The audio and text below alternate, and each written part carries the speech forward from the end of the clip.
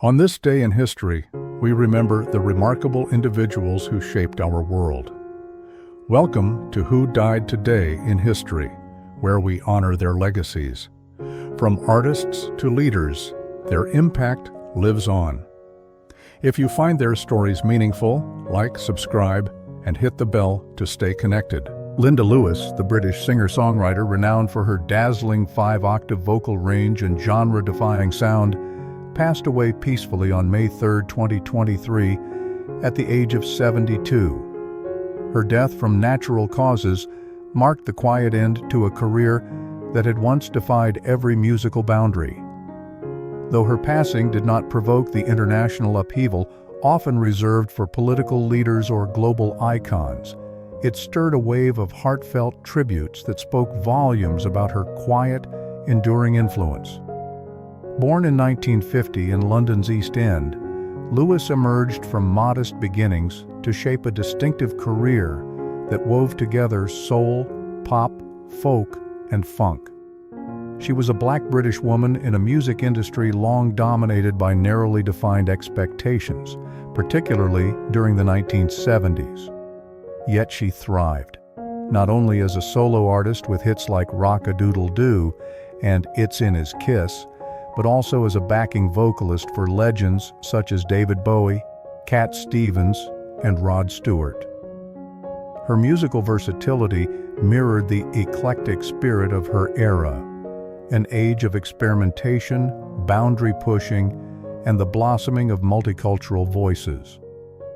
The timing of her death, in a world increasingly reflective about forgotten pioneers and underrepresented talents, reawakened interest in Lewis's contributions. Her passing did not shift geopolitical tides, but it quietly challenged cultural memory. Fans and fellow musicians alike turned to her discography, reappraising her influence in shaping British soul and pop.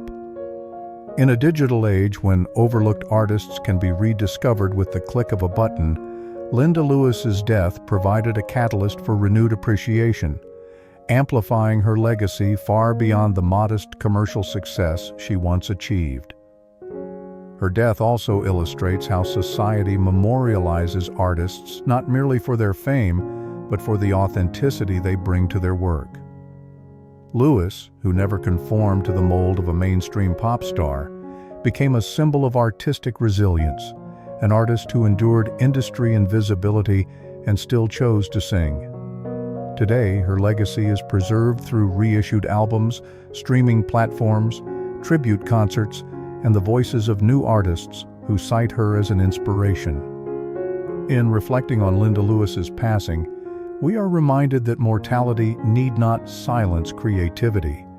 It can, instead, amplify it, carving space in our collective memory for voices that once risked being forgotten, yet continue to echo in melody and meaning.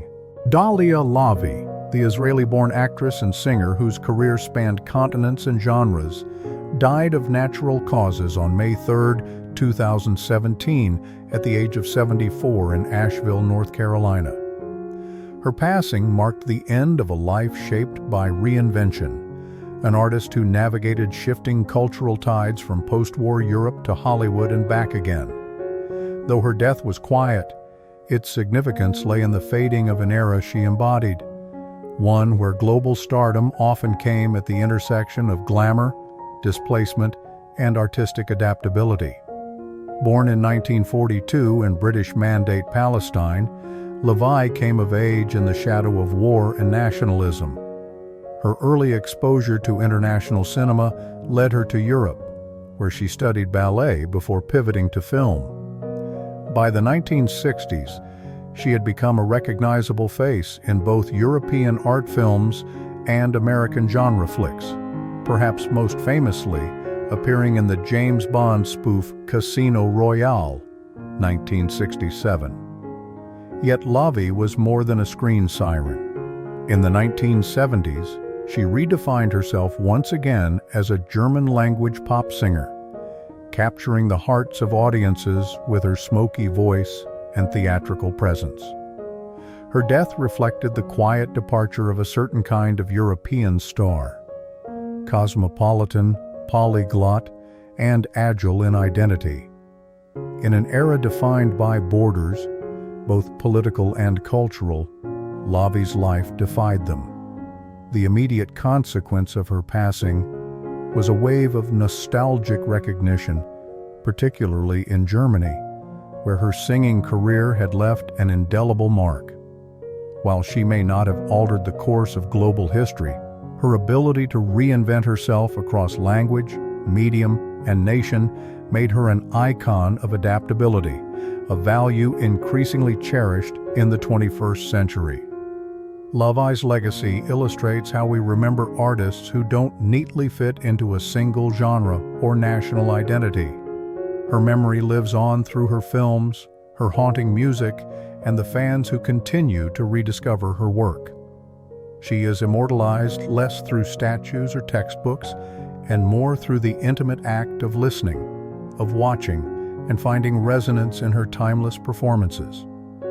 In reflecting on Dalia Lavi's life and death, we see humanity's enduring fascination with the elusive and the elegant.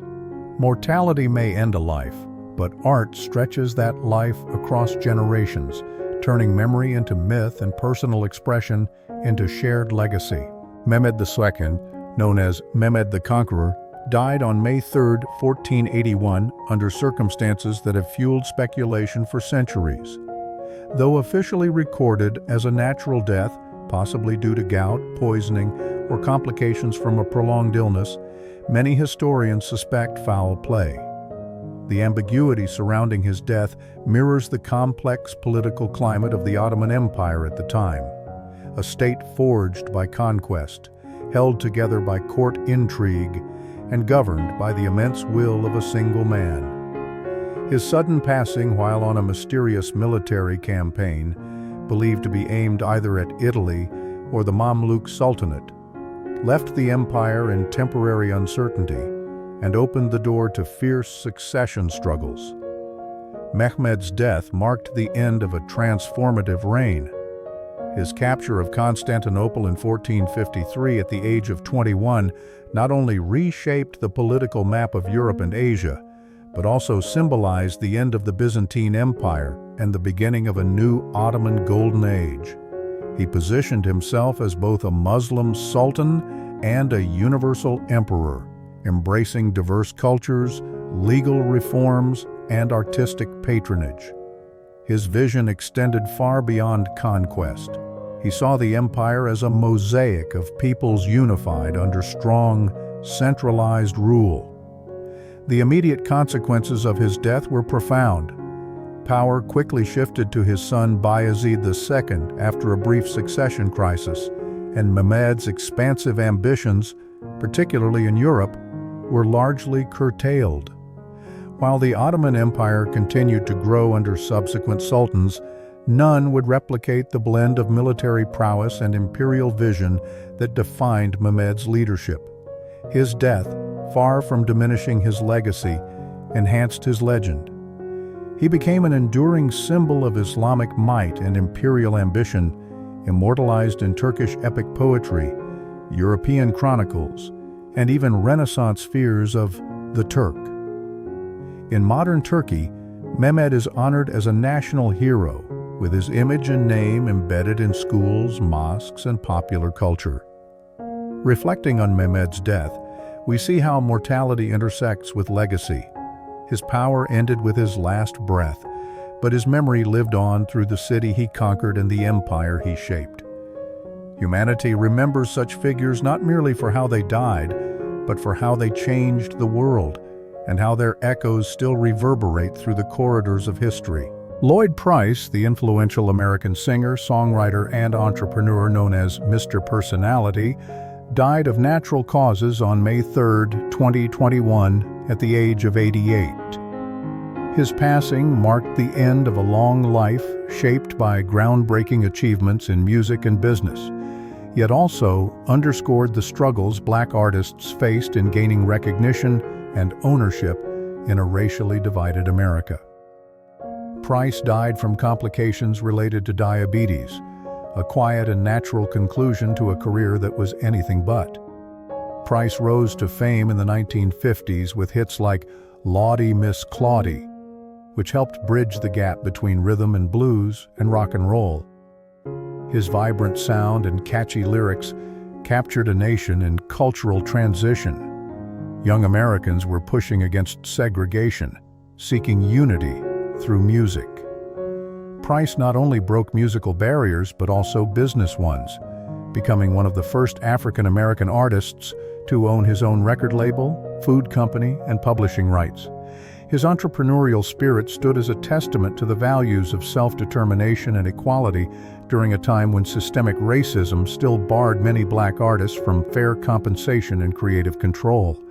The immediate impact of Price's death was one of reflection rather than upheaval. He had already left the spotlight decades earlier, yet his contributions continued to ripple through the music industry. His passing reminded the public of the oft-overlooked pioneers of rock and roll who laid the groundwork for future generations. It reignited appreciation for his role not only in music, but also in the broader struggle for civil rights and black ownership in entertainment. Lloyd Price's death amplified his legacy rather than diminished it. Tributes poured in from fellow musicians and cultural historians who recognized him as a trailblazer. In life, he defied the odds. In death, he secured his place among the pantheon of musical innovators. His legacy is preserved in the Rock and Roll Hall of Fame, in documentaries and retrospectives, and in the countless artists who follow the path he helped forge. Ultimately, Price's story reflects humanity's enduring desire to be remembered not just for how one dies, but for what one builds. Through art and enterprise, he ensured that his memory would live on, echoing the rhythms of resilience, pride, and personality. Anthony Ainley, best known for portraying the cunning and charismatic master in the British television series Doctor Who, died of natural causes on May 3, 2004, at the age of 71. His death was quiet, occurring in Harrow, London, and in many ways mirrored the reserved and private life he led off-screen. Ainley's passing marked the end of an era for Doctor Who fans, who had come to associate him with one of the most iconic villains in the show's history, a performance that shaped British pop culture during the 1980s. A classically trained actor, Ainley brought theatrical flair and calculated menace to his role as the Master, the Doctor's arch-nemesis. His portrayal stood out during a time when science fiction television was expanding its narrative depth and complexity. In an era defined by the Cold War and shifting political power, Ainley's master embodied a certain intellectual evil. Charming, articulate, but always manipulative. His character tapped into deeper societal fears about control, deception, and the fine line between order and chaos. Ainley's death didn't send political shock waves or bring industries to a halt, but it deeply affected the Doctor Who community. For many fans, he represented the classic villain archetype, one whose menace came from intelligence rather than brute force. His passing was a moment of nostalgia and reflection, as it reminded longtime viewers of a beloved period in the series' legacy, just a year before the show's 2005 revival. In that sense, Ainley's death came at a symbolic transition point between eras of storytelling. While he never achieved massive fame beyond Doctor Who, Ainley remains immortalized through reruns, fan conventions, and expanded universe content such as novels and audio dramas. His image continues to appear in fan art and documentaries celebrating the series' long history. He is remembered not just for what he did, but for how he did it, with style, intensity, and a mysterious personal aura that blurred the line between actor and role. Ainley's death, though understated, underscores how cultural memory often elevates performers who define key roles in shared narratives. We immortalize such figures not just through formal accolades, but through collective remembrance, keeping their spirit alive each time their scenes play, their lines are quoted, or their characters reimagined. John Ericson, a German-American actor best remembered for his role alongside Anne Francis in the 1960s television series Honey West, died of natural causes, specifically pneumonia, on May 3, 2020, at the age of 93. His passing marked the end of a long, steady career that stretched across film and television, spanning from the golden age of Hollywood into the early days of modern TV. Ericson's death came quietly during a time when the world was grappling with the early months of the COVID-19 pandemic, a global health crisis that had already cast a reflective lens on mortality and the fragility of life. Though his passing wasn't a media spectacle, it resonated with fans of mid-century American entertainment. Ericson's career embodied the era's values: hard work, stoicism, and a clean-cut, dependable masculinity that was a hallmark of 1950s and 60s leading men. He rose to fame in a time when westerns, spy thrillers, and science fiction were the dominant cultural narratives, and his roles often mirrored the optimistic but cautious ethos of post-war America. In films like Pretty Boy Floyd and Bad Day at Black Rock, Ericson portrayed characters who navigated moral ambiguity, reflecting the nation's own uncertainties in the Cold War era. His work was part of a broader Hollywood machine that helped shape public perceptions of heroism, danger, and justice.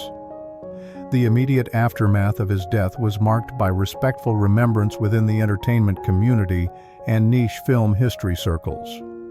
While he may not have had the star power of contemporaries like Steve McQueen or Paul Newman, Ericson carved out a lasting legacy through consistent performances that contributed to the texture of American television and cinema. Ericson's death invites reflection on how we remember artists who weren't always in the limelight, but were essential in crafting the atmosphere of their cultural moment. Their contributions may not dominate history books, but they live on in the scenes they shaped and the roles they inhabited. In commemorating such figures, we see how memory doesn't always require a grand statue or sweeping tribute.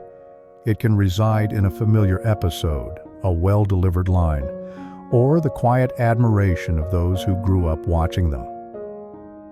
Through film archives, retrospectives, and the devoted recollection of fans, actors like John Ericson remain part of our cultural narrative.